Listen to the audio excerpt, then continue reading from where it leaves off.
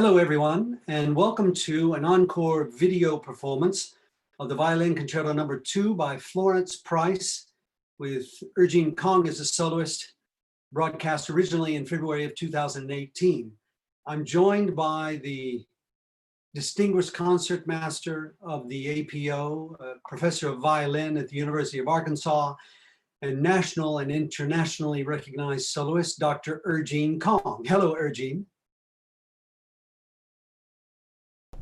Good evening, everyone. Hi, Stephen.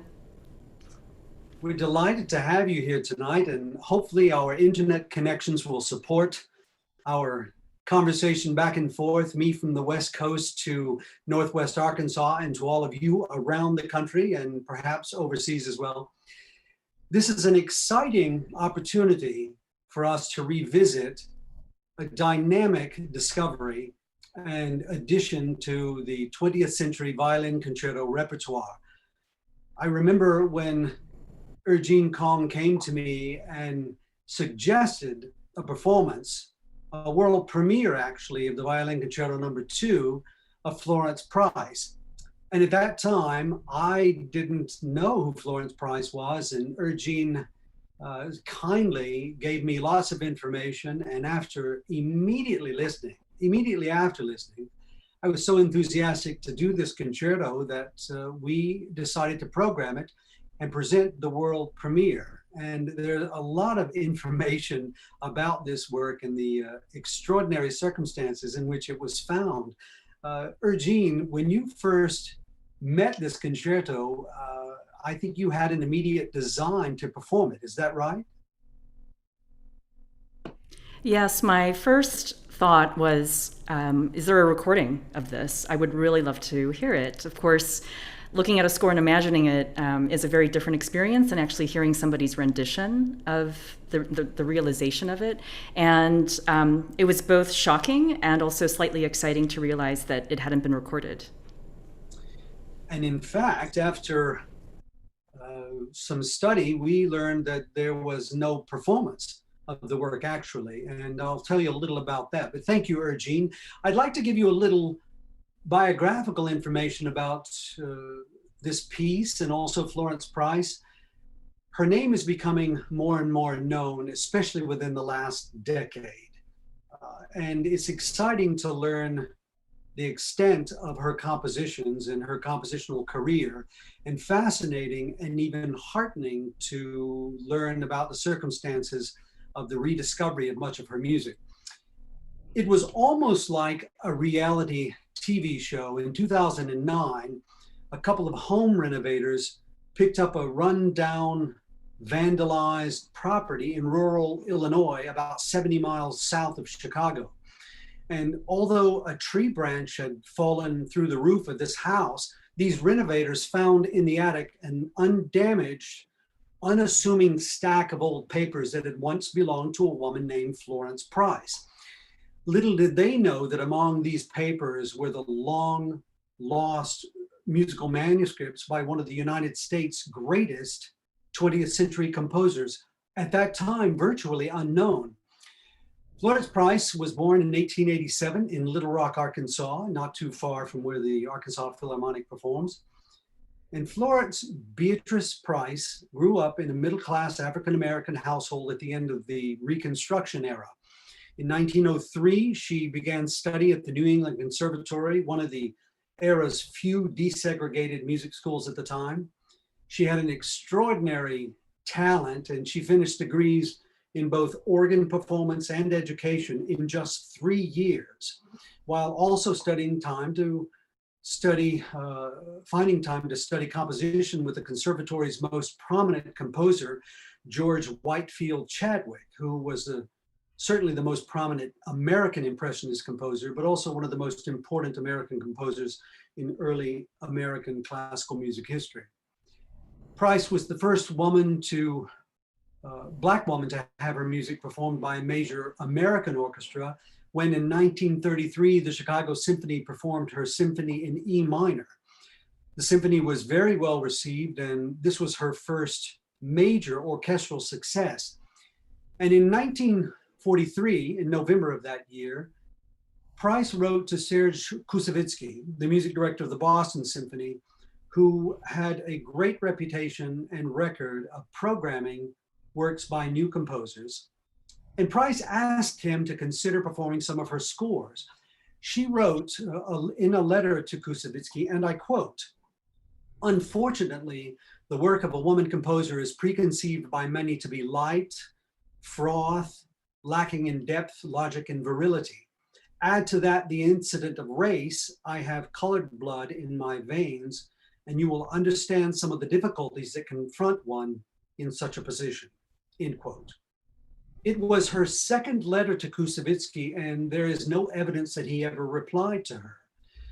After her death, unfortunately, she faded into the background of a canon dominated by white male composers, and much of her work was thought to have been lost until the trove of manuscripts was discovered in 2009 by those house renovators. Florence Price completed her second violin concerto in 1952, just about 1 year before her sudden death at the age of 66. And she was just beginning to explore very promising career possibilities in Europe. The manuscript was never published and was considered lost sometime after 1975, when Price's daughter died. And then it remained in the attic of this home until, again, it was discovered by the renovators. The discovered manuscripts, thank goodness, were turned over to the University of Arkansas. And the fortunate circumstance of our violinist, Arend Kahng, serving as professor at the school, and her connection with the Arkansas Philharmonic led to the premiere of the concerto in February of 2018. This is an extraordinary work, compact, concise, concentrated, and very powerful. In fact, many scholars, now that the concerto is known, are comparing it in the same class as Samuel Barber's great concerto, as well as many of the other important concertos from the middle of the 20th century. The piece is written in the form of a rondo, which means a repeating section comes again and again, which is particularly helpful in this work that is through composed. That is, it's composed from the beginning to the end without a stop. There are no breaks between the sections or the movements of the piece. So the recurrence of this main theme that you hear at the beginning of the concerto is a great glue or something that makes the work cyclical or cohesive and holds it together. It's not a long concerto. It's only about 13 and a half minutes, but within those 13 and a half minutes are packed a kaleidoscope of musical episodes and styles and moods and tender moments that require some blistering technique from the solo violinist, as well as some beautiful lyrical passages, as you'll hear. And the world premiere took place on February the 17th, 2018 in Bentonville, Arkansas, with the Arkansas Philharmonic Orchestra, Arend Kahng as soloist, and I had the great honor of leading that performance.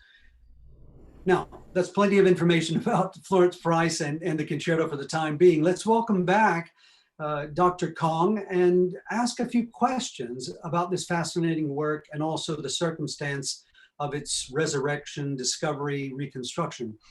Arend, do you recall when this piece was brought to your attention?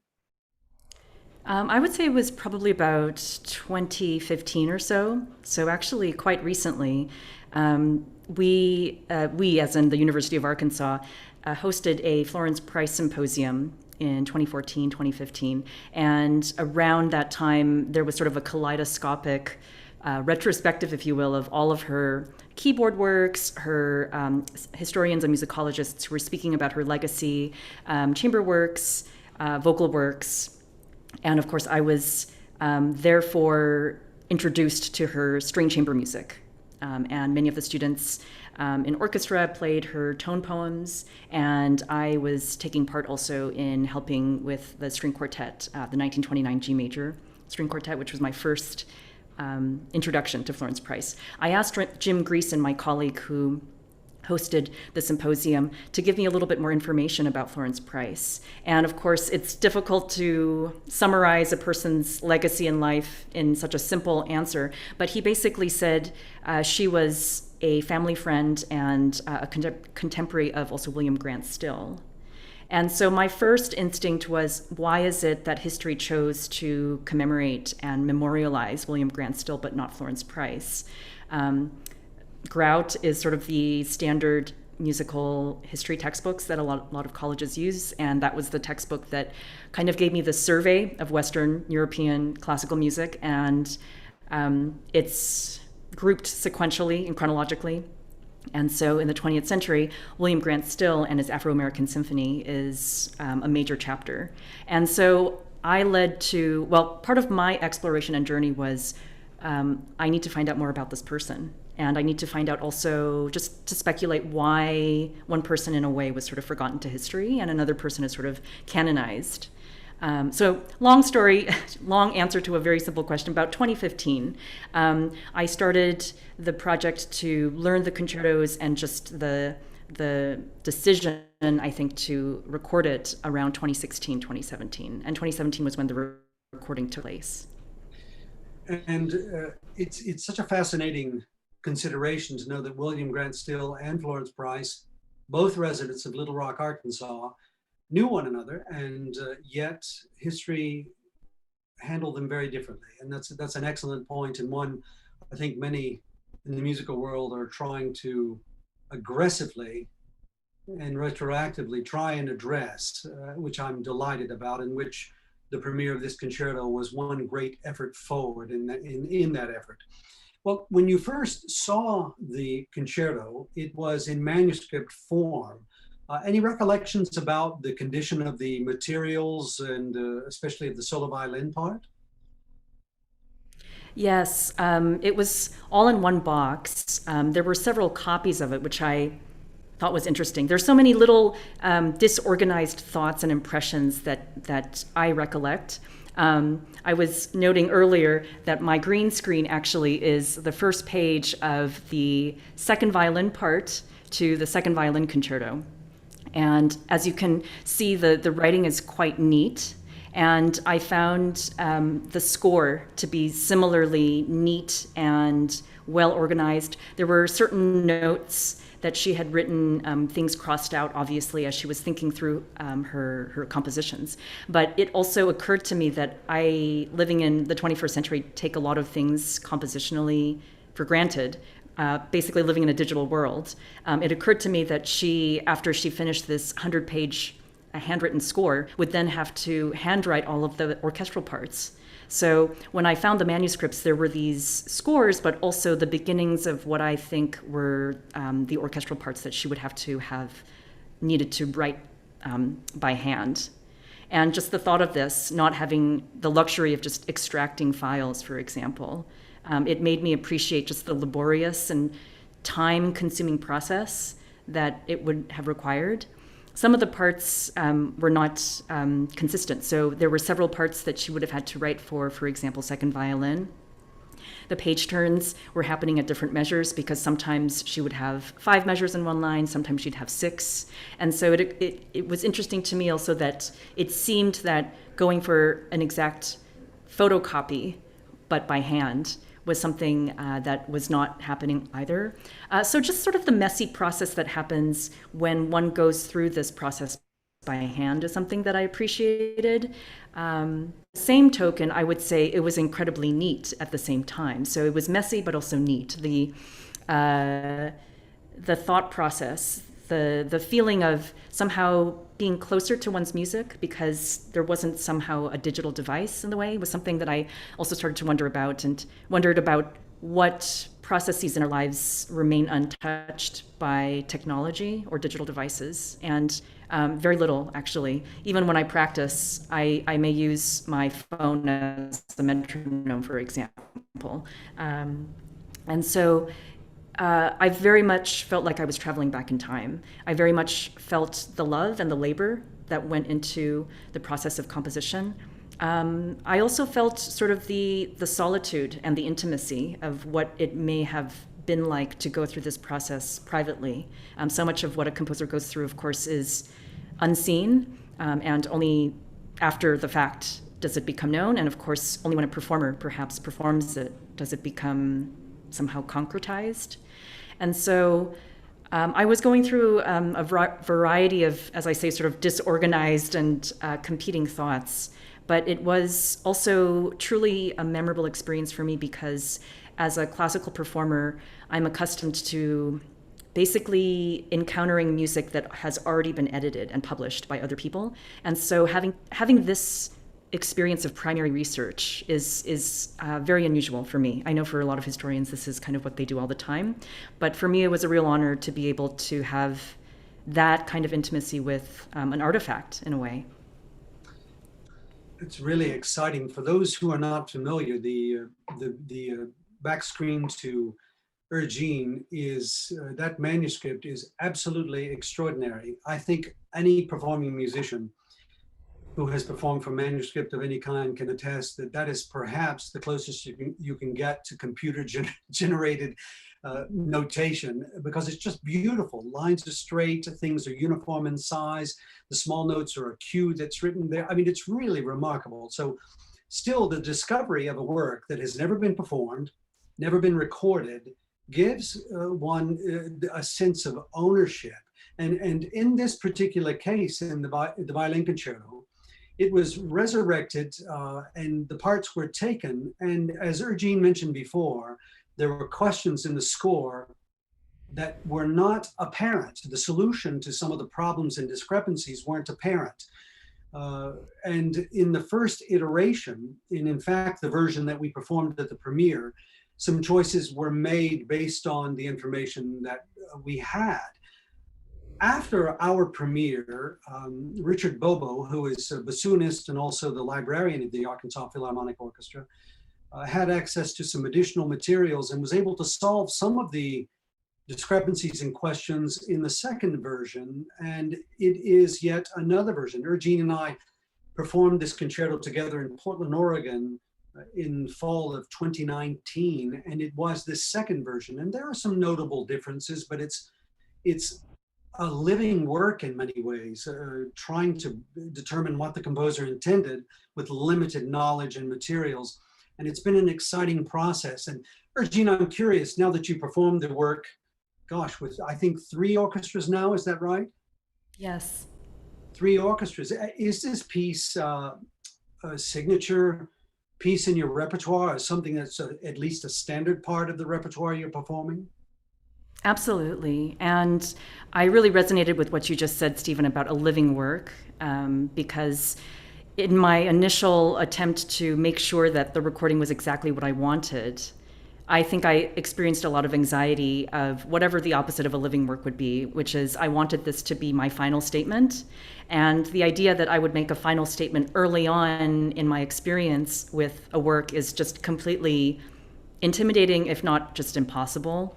And so it's been interesting to go back and, for example, listen to my own recording and think of little things that I would do differently.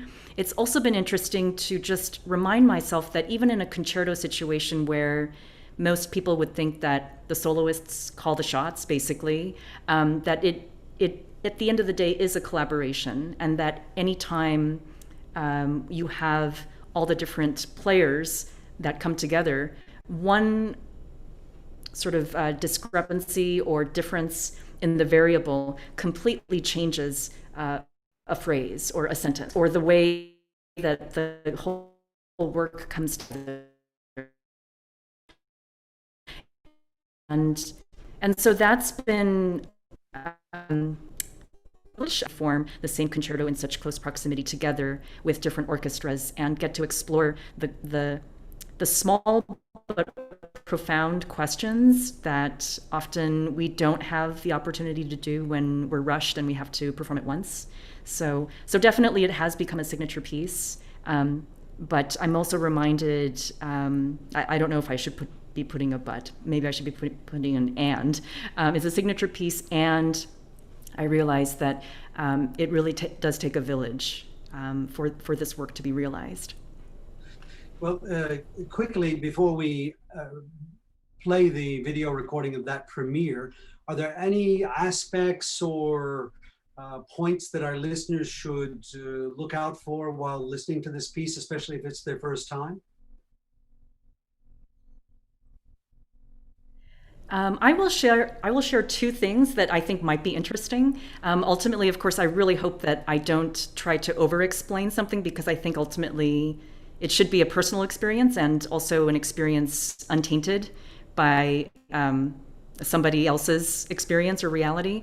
One thing that I have been told after a performance is how lush the piece is and how beautifully orchestrated, and just it really kind of, in a way, despite it being in the 20th century, I think belongs to sort of the grand style of concerto playing from the 1900s, or the 19th century. And so I think that that kind of lushness is something notable. And just as a player, it's something so enjoyable to be able to bring out of the instrument, to express in the concerto. And so I hope listeners will enjoy partaking in that. The other thing that I wanted to share is the discontinuity, actually, of the sudden channel switching, I would say, that seems to be happening. You spoke earlier about the rondo sense of cyclic structures, and I find two things interesting about that. One, which is the repetition of an idea and how that repetition may take on a different meaning as you continue to repeat it. So for me, the second theme, the lush theme, every time it comes back, it's familiar, but it's different. And it also seems to have very little transition time. So oftentimes it still continues to surprise me when it comes, and also when it comes out of it and goes back to sort of the more jaunty melodic material. It's something that I wasn't quite sure how to bridge, but it's something that I think now, as I listen to it more and I live with the piece more, it's something that I think is so unique. The way in which she switches so quickly and acrobatically between the two materials. And so I hope that audiences will enjoy, in a way, the unapologetic discontinuity of these themes. That's very well described. So without any further ado, let's listen to this wonderfully musical channel switching of Florence Price in her Violin Concerto No. 2 in the world premiere of this concerto from February the 19th, 2018, Arkansas Philharmonic Orchestra and Dr. Kahng as soloist.